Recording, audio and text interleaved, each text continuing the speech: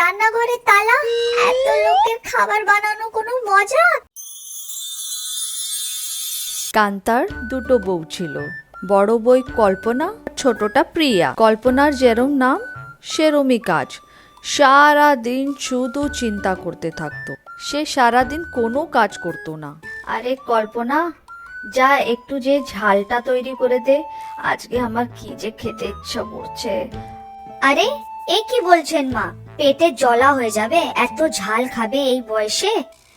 আমার অমনিও বিকালে কাজের ডিউটি, এখন আমি কিছু করতে পারবো না। এইটুক বলে কল্পনা সে জায়গা দিয়ে চলে যায়। কান্তা কল্পনার এই সব ব্যবহার দেখে খুব দুঃখিত থাকতো। মা, আমি তৈরি করে দিচ্ছি ঝাল। এরম বলে প্রিয়া মাকে ঝালটা রান্না করে দেয়, আর সেই মুহূর্তে কল্পনাও চলে আসে। আহা, কি ঝাল তৈরি করেছে, দেন তো, আমাকেও দেন। আরে না না বউ, তুই খাস না, তোর পেটে জ্বালা করবে। কল্পনা সারাদিন ইউটিউবে ভিডিও দেখতো আর ঘুমাতে থাকতো। ওর রুমটাও খুব নোংরা থাকতো। একদিন কল্পনার বর অশোক বলে, কল্পনা সব জীব জন্তুও নিজের জায়গাটা পরিষ্কার করে রাখে, তুমি কে রকম এত নোংরা জায়গায় কিরকম থাকো? দেখো রুমের অবস্থাটা দেখো। শোনো, বেশি নিজের মার শব্দ বলো না, তোমারও রুম আছে, তুমিও পরিষ্কার করতে পারো। হায় ভগবান, আমি জানি না তোমার সাথে আমি কেমন করে জীবনটা কাটবো। কল্পনা শুধু খাবার খেতেই রুম থেকে বাইরে বেরোতো, তারপরে নিজের রুমে আবার চলে যেত।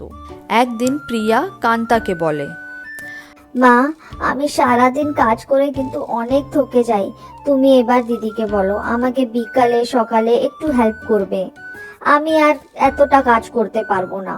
হ্যাঁ হ্যাঁ, তোরও করতে হবে না, একজন তো ছিলই এরকম, আর এক বউও সেরকমই হোক, থাকতে দে, কোনো কাজের দরকার নেই। তখনই প্রিয়ার বর রাজা চলে আসে। দেখো মা, আমি দেখছি বৌদি কোনো কাজ করে না, সারা দিন প্রিয়া শুধু ঘরের কাজ করছে, রান্নাঘরের কাজ করছে, কিছু করো তুমি।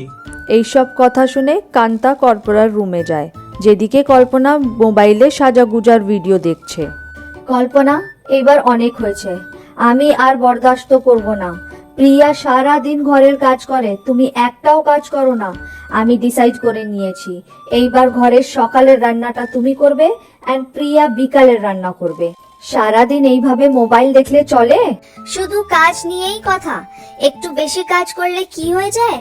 আমাকে বেশি প্রিয়ার সাথে তুলনা দেবে না, আমি এই সব শুনবো না, আমি বড় বউ আছি, বড়ই থাকবো। আমি কিছু শুনবো না, আমি যেটা ডিসাইড করে নিয়েছি সেটাই ফাইনাল। কালকে সকালে টাইমে চলে আসবে রান্নাঘরে, আমাকে টাইমে ব্রেকফাস্ট চাই। পরের দিন কল্পনা রোজকার মতন সেই দেরি করে ওঠে। আরে এত দেরি হয়ে গেল, আজকে কেউ আমাকে ডাকলো না কেন?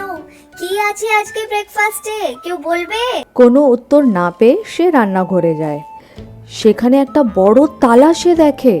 আরে রান্নাঘরে তালা, আচ্ছা হ্যাঁ, আমি তো ভুলে গেছি, মা আমাকে আজকে সকালে রান্না করতে বলেছিল, এত লোকের খাবার বানানো কোনো মজাক? তখনই সবাই বাইরের দিকে ফিরে আসে।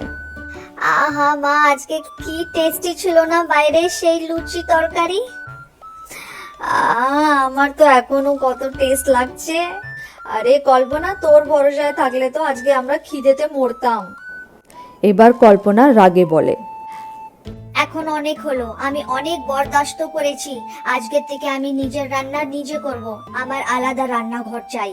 সে এত কথা বলে রান্নাঘর আলাদা করে নিল, কিন্তু তার অভ্যেস দেরি করে ওঠা, সে তাকে পাল্টাতে পারল না। আর অনেকবার এরকম হতো কি সবাই ওর সামনে ভালো ভালো খাবার খাচ্ছে, কিন্তু ও বেশিরভাগ না খেয়েই থাকতো। তারপর একদিন, মা, আজকে কি ব্যাপার হলো, দিদি সকাল থেকে নিজের রুম থেকে বাইরে বেরোলো না, চলো যে দেখে আসতে হবে।